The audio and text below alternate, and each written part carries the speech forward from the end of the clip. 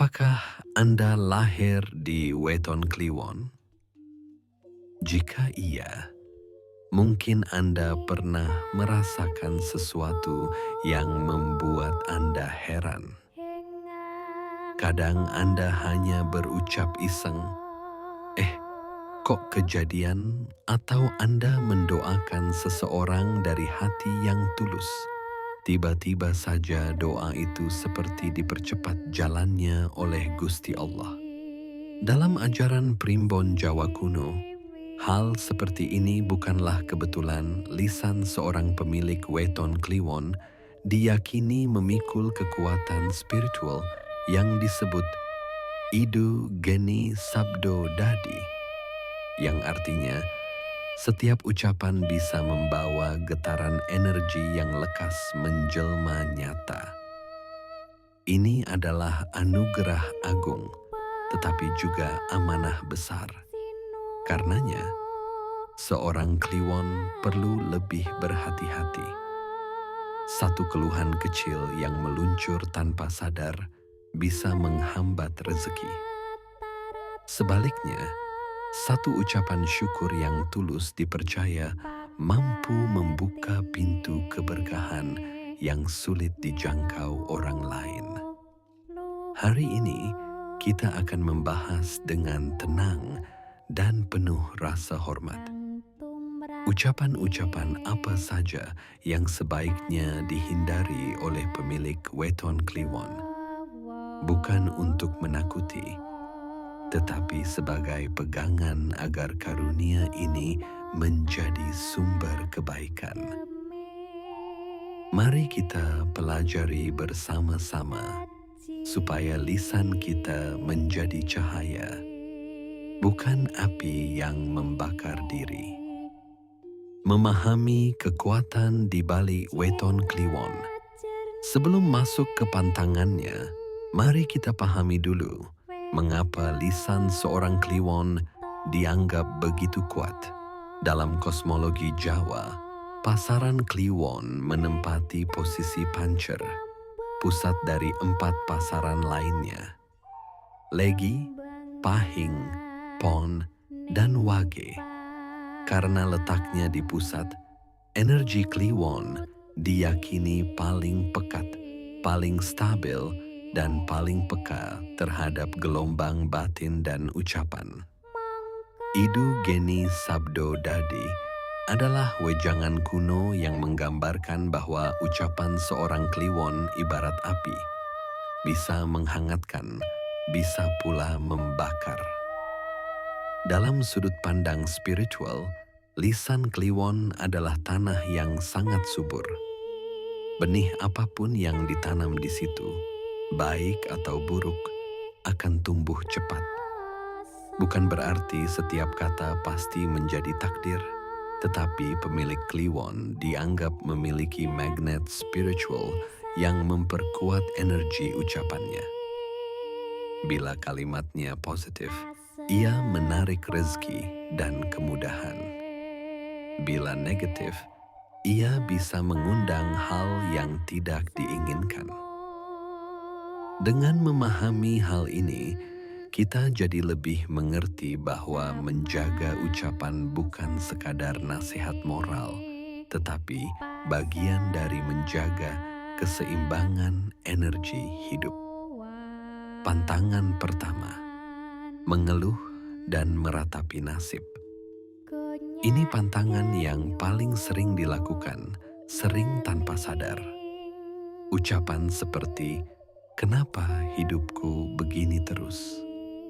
Rezekiku kok seperti tertutup? Aku capek, rasanya gagal terus." Bagi orang lain, itu mungkin sekadar unek-unek. Tapi untuk seorang Kliwon, keluhan seperti ini diyakini berubah menjadi doa negatif yang beresonansi lebih kuat. Dalam keyakinan leluhur, alam semesta tidak membedakan mana keluhan, mana doa, yang ditangkap adalah getarannya. Jadi ketika seorang Kliwon mengeluh rezeki seret, Itu seperti sedang mengirim sinyal ke alam agar pintu rezeki tertutup. Bahkan tanpa disadari, hidup menjadi lebih berat bukan karena takdir buruk, tetapi karena energi negatif yang terucap tanpa kendali. Solusi: jadikan syukur sebagai kebiasaan harian. Alhamdulillah, matur nuwun Gusti, atau Alhamdulillah masih diberi kesehatan adalah kalimat yang diyakini menjadi pembuka jalan yang luar biasa. Setiap kali pikiran negatif muncul, ganti dengan syukur kecil. Dari situ, energi hidup berubah, pelan tapi nyata. Pantangan kedua, ucapan kasar, mencaci, dan mengumpat. Karakter Kliwon sering digambarkan tegas, apa adanya, dan jujur tanpa basa-basi. Tetapi disinilah ujiannya. Ketika emosi naik, ucapan bisa menjadi lebih tajam daripada niat awalnya. Dalam ajaran Jawa, kata-kata yang menyakiti dianggap sebagai energi negatif yang keluar dari diri. Dan energi itu akan kembali kepada pemiliknya lebih cepat dan lebih kuat bila diucapkan oleh seorang Kliwon. Rezeki yang tersendat, hubungan yang retak, suasana rumah yang tidak tenang, semuanya dipercaya bisa menjadi efek dari ucapan tajam yang keluar di saat marah. Solusi: ambil jeda sebelum berbicara saat emosi. Tarik napas panjang atau menjauh sebentar. Biasakan mengganti kata tajam dengan kata baik. Gunakan lisan sebagai alat untuk memperbaiki, bukan melukai. Karena energi baik yang Anda ucapkan akan kembali pula dalam bentuk kemudahan hidup. Sedulur Kliwon yang budiman, sebelum kita lanjut ke pantangan lainnya, silakan tekan tombol subscribe dan aktifkan loncengnya, supaya kita bisa terus belajar, tumbuh, dan menjaga warisan kearifan leluhur bersama-sama. Pantangan ketiga, berbohong dan bersumpah palsu. Kejujuran adalah pusaka utama bagi seorang weton Kliwon. Berbohong, bahkan bohong kecil, dianggap dapat mengaburkan aura dan menjauhkan rezeki yang sudah berada di depan mata. Yang paling berbahaya adalah sumpah palsu. Ketika seorang Kliwon bersumpah untuk menutupi kebohongan, energi sumpah itu diyakini sangat berat dan sulit ditebus. Ini ibarat menantang hukum alam itu sendiri. Solusinya, jadikan kejujuran sebagai prinsip meski berat. Jika salah, akui dengan halus tanpa menyalahkan keadaan. Kejujuran menjaga energi tetap bersih dan membuka jalan rezeki yang berkah. Pantangan keempat, menyombongkan diri atau merendahkan orang lain. Ucapan seperti, "Kalau bukan aku, ini tidak akan berhasil. Hanya aku yang bisa melakukannya." Ini termasuk pantangan yang sangat perlu diwaspadai. Kesombongan diyakini membuat aura seorang Kliwon menjadi lebih berat. Dan beratnya aura inilah yang membuat keberuntungan menjauh. Selain itu, ucapan yang merendahkan orang lain bisa mengundang rasa iri dan dengki, yang dalam kepercayaan Jawa merupakan energi yang bisa menghalangi rezeki pemiliknya. Solusi: ingat filosofi padi. Makin berisi makin merunduk. Ganti kalimat "aku hebat" dengan "Alhamdulillah diberi kemampuan, hargai peran orang lain." Kerendahan hati akan membuat pesona seorang Kliwon lebih kuat dan dihormati. Pantangan kelima, mengucap hal negatif, termasuk saat bercanda. Ini pantangan paling halus, tetapi dampaknya diyakini sangat besar. Kadang kita bercanda, "Awas lo nanti sial, jangan sampai celaka ya."